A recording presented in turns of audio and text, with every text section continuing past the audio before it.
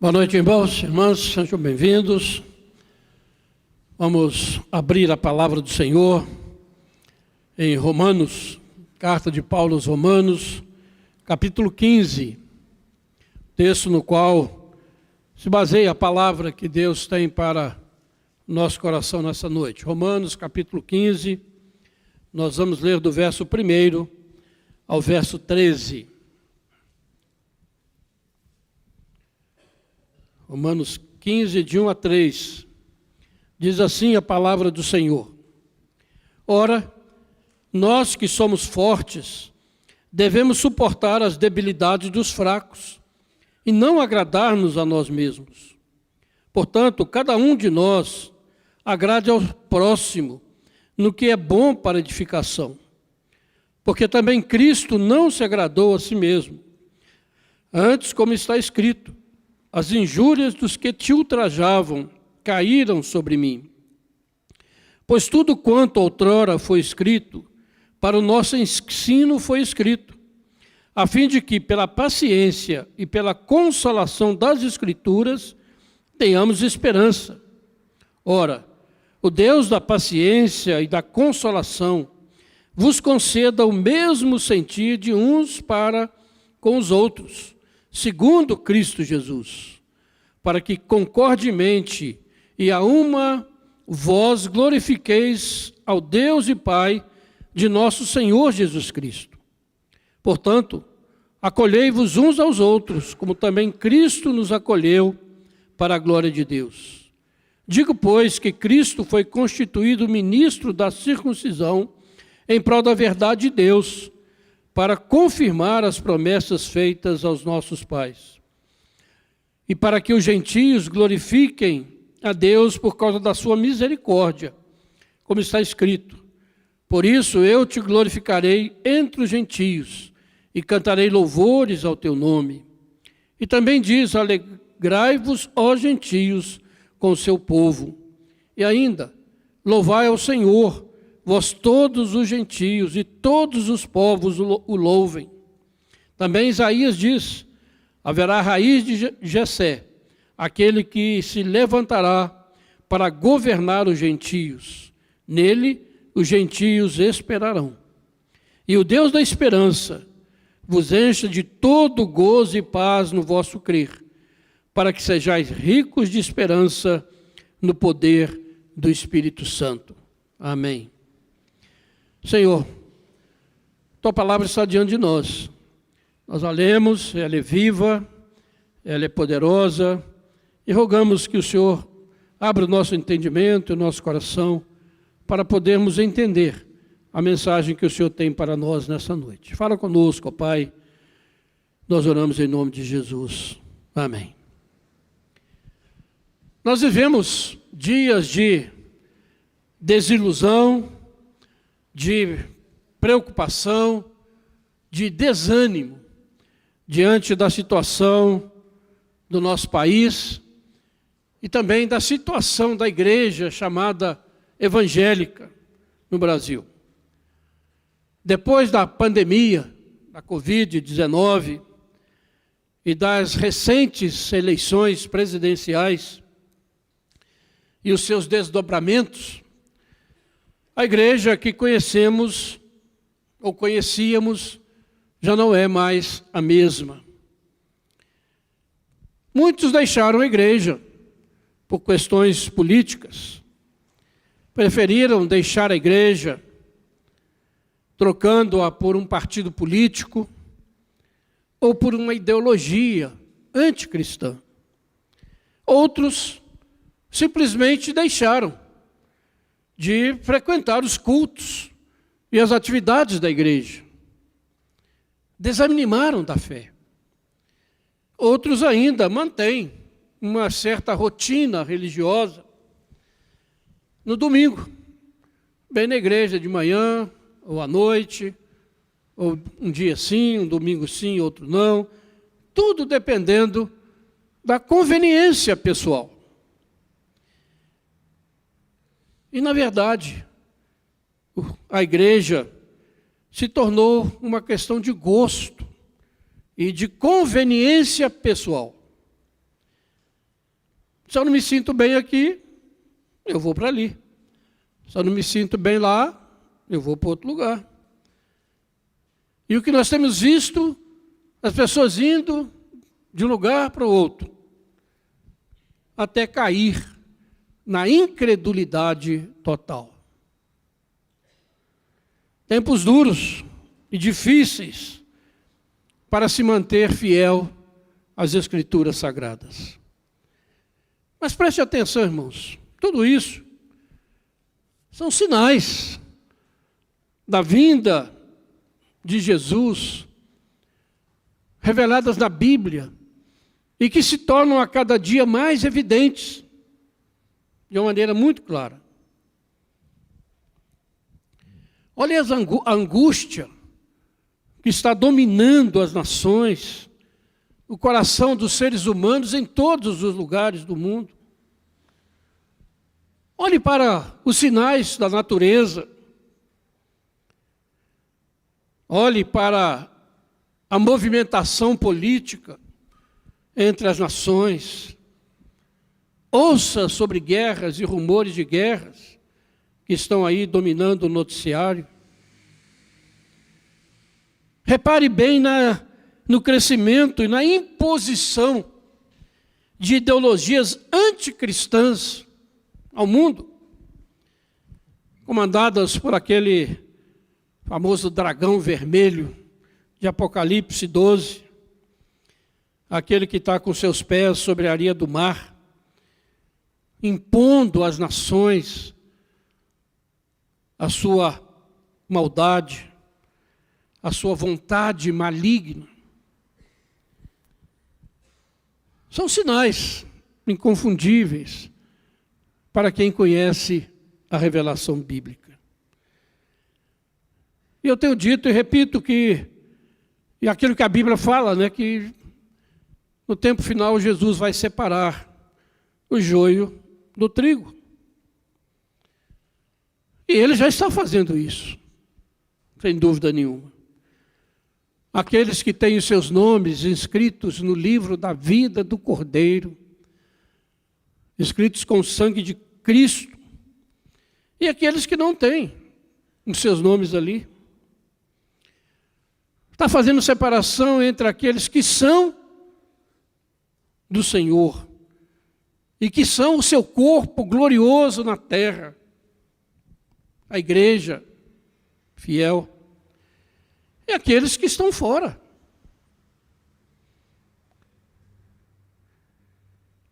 E se você reparar bem, se você conhece alguma coisa da história, nunca houve uma apostasia tão grande como a que nós estamos vendo acontecer na história da igreja. Isso apenas vem confirmar o que diz 2 Tessalonicenses 2:3, que antes da vinda do anticristo haverá a apostasia dominando o nosso mundo. Então, para nós que cremos na Bíblia, é motivo de exultar, porque a palavra de Deus se cumpre. E a verdade é que, como eu disse, né, as pessoas muitas vezes estão saindo da igreja, mas na verdade não é isso que está acontecendo. Muitos estão sendo tirados do corpo de Cristo. E é isso que Jesus diz em João capítulo 15. Todo ramo que estando em mim não der fruto, ele o corta. E se alguém não permanecer em mim, será lançado fora, à semelhança do ramo, e secará. Isso é muito sério. A gente deveria ouvir essas palavras de Jesus com temor e tremor no nosso coração. Porque tem gente brincando com a igreja, com o corpo de Cristo, achando que entra e sai dele a hora que quer, do jeito que quer, no dia que quer. A igreja é muito mais séria do que muitos estão pensando. Ela foi comprada com o sangue de Jesus. Ela é a menina dos olhos de Deus. E como eu tenho repetido, cantamos Maranata, hora vem, Senhor Jesus. E a Bíblia diz que Jesus vem buscar a sua igreja, a sua noiva. Não vem buscar indivíduos separados, desigrejados e não sei mais o que por aí. Ele vem buscar aqueles que pertencem a Ele, que pertencem ao seu corpo, que estão unidos a Ele. E tem gente que está ouvindo essa palavra e acha que está tudo bem. Não, não é comigo, isso aí não é comigo. Isso aí é com fulano. Muitas vezes, irmãos, nós nos sentimos frustrados e desanimados com toda essa situação. E a gente tem visto muitos pastores sofrendo por isso, desanimando do seu ministério muitas vezes, porque está vendo isso acontecer dentro da sua igreja. Mas como crentes fiéis, nós devemos olhar para a Escritura, para a revelação de Deus, para aquilo que Deus já revelou na sua Escritura, para que o nosso coração se acalme. Como eu já disse, Jesus já mostrou o que vai acontecer. Vamos olhar para Ele, sabendo que Ele está no controle de todas as situações.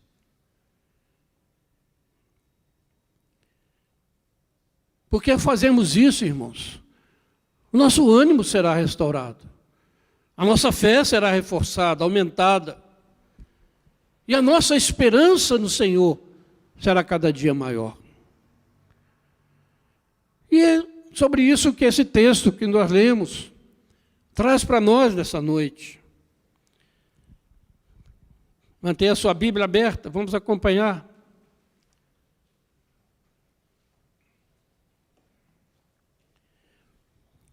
Verso 1, Paulo começa te dirigindo àqueles que são fortes, nós que somos fortes. Ele se coloca entre estes. Mas fortes em quê? Claro que não é fisicamente, mas são aqueles, está se dirigindo àqueles que são fortes na fé, fortes na esperança, fortes no amor a Deus e ao seu próximo, fortes em sua convicção doutrinária, fortes na fé, na Escritura Sagrada como palavra de Deus é a única regra de fé e prática.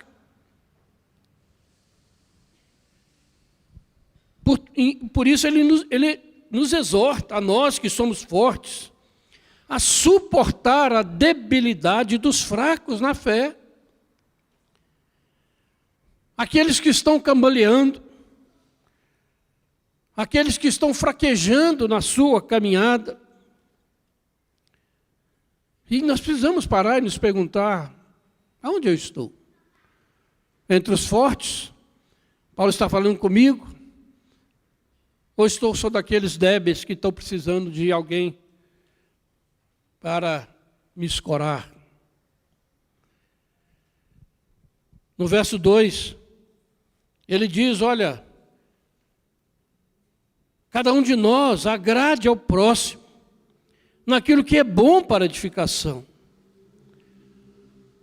No mundo sem Cristo, os fracos suportam os fortes. Os poderosos deste mundo tiram vantagem da sua posição de poder. E os fracos se esforçam para agradá-los, para receber alguma benesse. Mas no cristianismo é diferente. Jesus disse, aquele que quiser ser o maior entre vocês, seja aquele que mais sirva uns aos outros. Essa é a revolução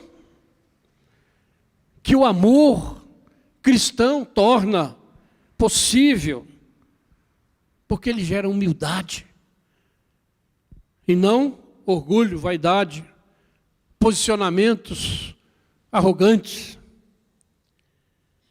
Mas veja bem, ele diz que nós devemos agradar o fraco naquilo que é bom, para que ele seja edificado em Cristo. Não é apoiá-lo na fraqueza para deixar ele lá na fraqueza, mas é apoiá-lo para fazê-lo forte, para que ele cresça, se desenvolva, amadureça na sua fé, para que assim ele também possa ajudar os outros. E, como sempre, Paulo coloca diante de nós o exemplo de Jesus. Versículo 3. Porque também Cristo não se agradou a si mesmo. Jesus é sempre o nosso exemplo. Inatingível, é claro. Mas é Ele, para Ele que nós devemos olhar. Nós não temos o direito de abaixar o padrão colocado. Nós que somos fortes. Versículo 4, até o versículo 6, Paulo vai falar de duas coisas que são imprescindíveis e que são marcas de uma igreja fiel, de uma igreja saudável. Ele vai falar de esperança e de unidade. Versículo 4. Primeiro ele destaca a importância das Escrituras do Antigo e do Novo Testamento. Tudo que está na Escritura para o nosso ensino foi escrito.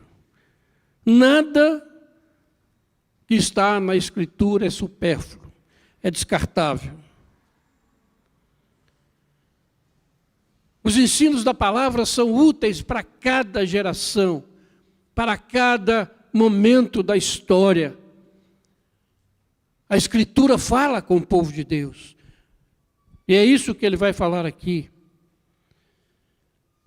Ele diz, olha, a fim de que pela paciência e pela consolação que vem das Escrituras, nós tenhamos esperança. Vejam bem, irmãos. Deus usa a Escritura para trazer paciência para o seu povo, para trazer consolo, ânimo, perseverança. É por meio da Escritura que Deus faz isso. Tem gente procurando em um monte de lugar consolo, ânimo, esperança. Mas a palavra está dizendo que é pela consolação, isso que vem da Escritura, que vem a esperança do cristão. Por isso, a importância da Escritura, de você ouvir a palavra de Deus. Significa que você precisa ouvir e aplicar os sermões que você ouve. Que você precisa ouvir e aplicar as leituras bíblicas que você faz, os estudos bíblicos que você participa, a importância da Escritura na vida da igreja. Não tem outro meio. E por isso que a gente está insistindo, porque quando alguém é tirado da igreja, ele perde esses meios que Deus usa para edificar a vida dele, para trazer paciência, perseverança, consolo, esperança. Por isso que eu digo, é muito sério esse negócio de você achar que você faz o que você quer com a igreja. Cuidado. Porque Deus vai usar justamente a palavra, a mensagem, a pregação, o estudo bíblico, a leitura, para que você seja edificado, fortalecido e não seja cortado. E não se torne alguém frutífero no reino de Deus.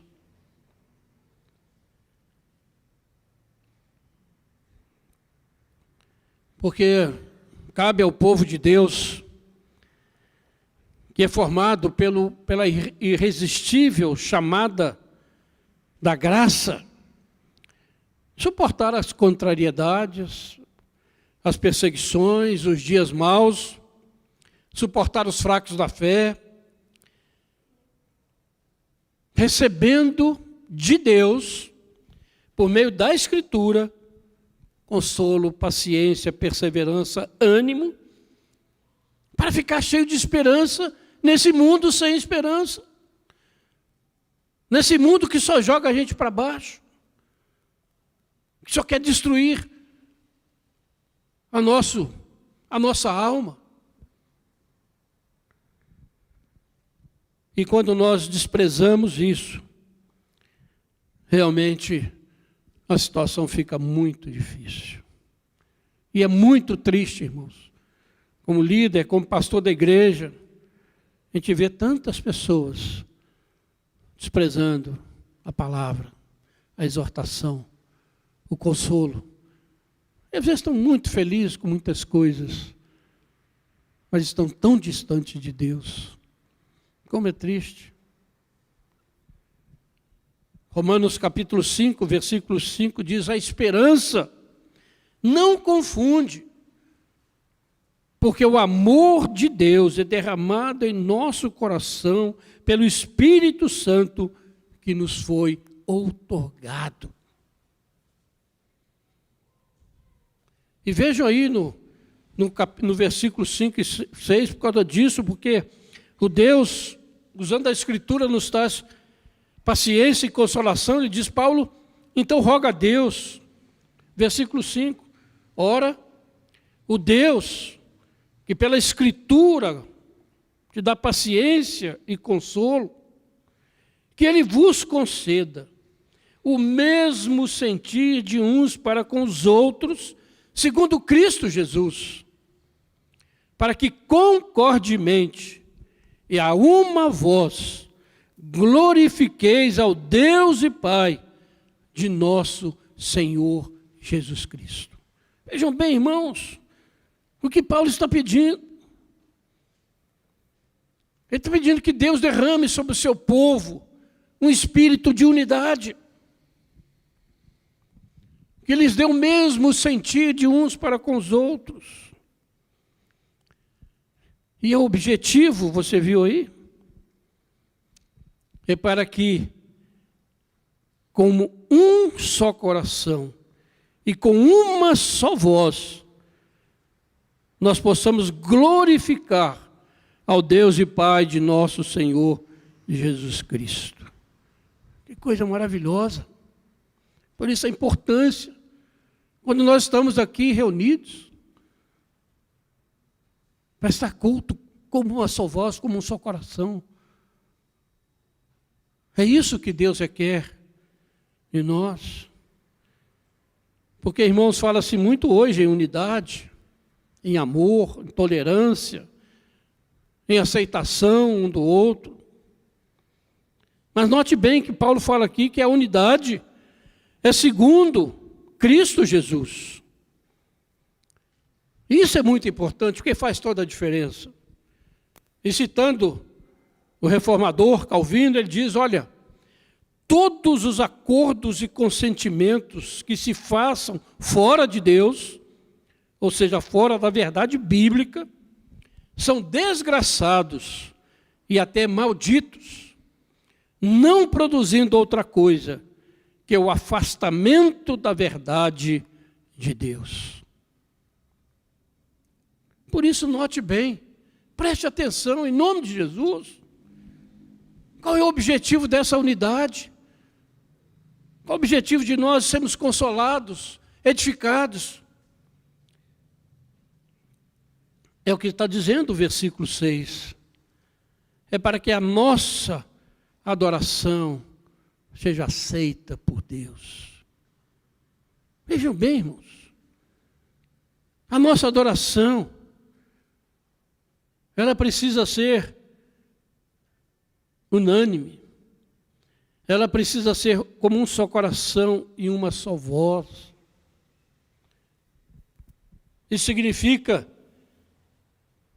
que as divergências secundárias dentro da igreja impedem a adoração do povo de Deus.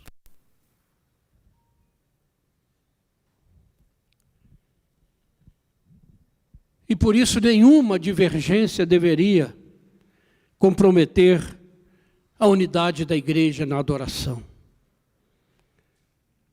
E também, de modo recíproco, essa unidade da adoração deveria nos privar de todo o veneno da divergência subjacentes. E o que nós estamos assistindo hoje, está falando que a igreja já não é mais a mesma. Porque você vê divergência políticas, divergências de ideologia, dividindo o povo de Deus. E você acha que isso não interfere na adoração? Está aqui.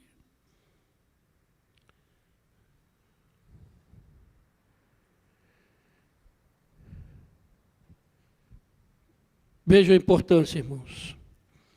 Nestes dias em que nós vivemos de tantas divergências políticas, ideológicas, teológicas, estão afetando a igreja, levando a igreja a um caminho que não é o caminho do Senhor. Por isso precisamos acordar. As divergências entre o povo de Deus impedem a nossa adoração. Seríssimo. Seríssimo. E citando novamente o reformador, ele diz, olha, porque Deus jamais é verdadeiramente glorificado por nós, se todos a uma não o louvarmos e se não entoamos cânticos à sua glória unanimemente. Não faz diferença se alguém nos diz que glorificará a Deus à sua maneira. Essa é uma palavra que muito... eu adoro a Deus do meu jeito. Como se fosse muito importante. Porque Deus tem em alta estima a união dos seus servos, que não deseja jamais que a sua glória seja mesclada com discordâncias e pleitos. Só esta consideração deveria bastar para reprimir esse apetite endiabrado de polemizar e opinar, ao qual muitos espíritos hoje se sentem inclinados. Fecha aspas. Precisamos acordar para isso, irmãos. Porque, seguindo o texto, Paulo vai falar sobre a entrada dos gentios na igreja e que eles deveriam ser acolhidos e que a palavra de Deus, a mensagem da salvação é também para os gentios, para os romanos, né? No caso em que ele está escrevendo, mostrando que eles também eram objetos da graça de Deus, que o evangelho também deveria alcançá-los e mudar a vida deles. Ele vai falando então aí a partir do versículo 8 em diante, ele vai falar sobre isso e vai chegar no versículo 13, onde ele encerra esse texto que nós lemos e ele faz um pedido. E o Deus da esperança, que expressão linda, né? Vos encha de todo gozo e paz no vosso crer, para que sejais ricos de esperança no poder do Espírito Santo. O Deus da esperança. O cristianismo é uma religião inteiramente baseada na esperança.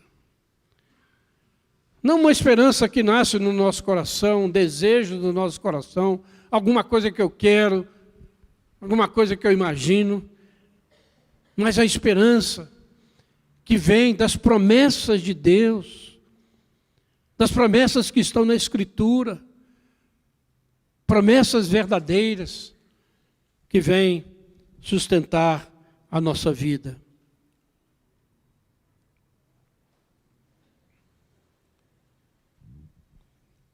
O apóstolo Pedro diz na sua primeira carta, capítulo 1, versículo 3, bendito seja o Deus e Pai de nosso Senhor Jesus Cristo, que segundo a sua grande misericórdia, nos regenerou para uma viva esperança, mediante a ressurreição de Jesus Cristo dentre os mortos. Uma viva esperança. A palavra da manhã hoje pelo reverendo Jefferson foi muito importante, desafiadora, também nesses momentos difíceis, sobre o Salmo, expondo o Salmo de número 6. Mas ele mostra no final que todos nós temos que encarar a realidade da finitude da vida. Tem gente que acha que vai viver para sempre, com vida, com saúde, com tudo, mas o tempo passa. E a hora da partida chega. Ninguém sabe a hora. Cedo ou tarde, novo ou velho. E onde está a esperança? Aonde está a esperança desse pessoal? A sua esperança. Está em Cristo Jesus? Porque quando diz a palavra, Deus, pela Escritura, nos dá paciência, consolação, Ele nos dá alegria, gozo, paz no nosso crer. Não é interessante que Ele não fala paz no nosso viver, paz no nosso crer. Precisamos ter paz naquilo que nós cremos. Paz naquilo que nós realmente vemos na Escritura, que nos traz alegria. Porque quando nós vivemos essa esperança viva, a nossa vida muda. O nosso compromisso com o Senhor muda. O nosso amor ao Senhor, o nosso amor à igreja do Senhor, o nosso compromisso com a obra de Deus muda.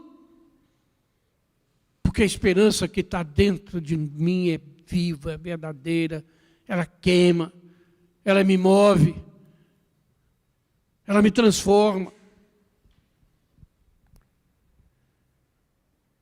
Porque essa expressão, para que sejais ricos de esperança.